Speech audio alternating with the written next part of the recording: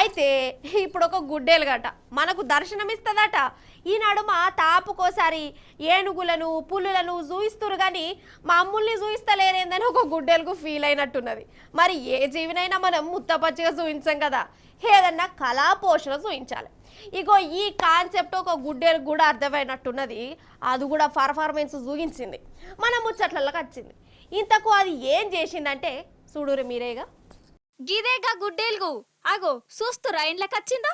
డీమార్ట్ కచ్చిందా ఏంది? ఏ డీమార్ట్ కాదు, వేరే దుకాణం అయి ఉండాలి. ఏం కావాలనే గుడ్డేలుగు నీకు?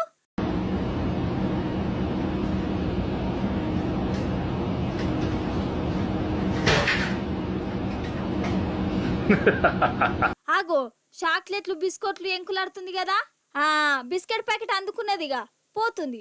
వామ్మో దొంగ గుడ్డేలుగే ఉన్నట్టుంది కదా ఇది.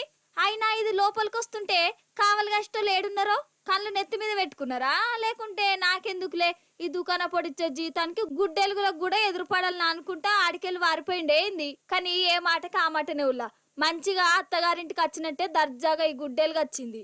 బిస్కెట్ ప్యాకెట్ని ఎత్తుకొని పోయింది. ఈ నడ్మ గుడ్డెలుగులు కూడా గిట్ల గారణ దొంగ లెక్క మారుతున్నాయి పో.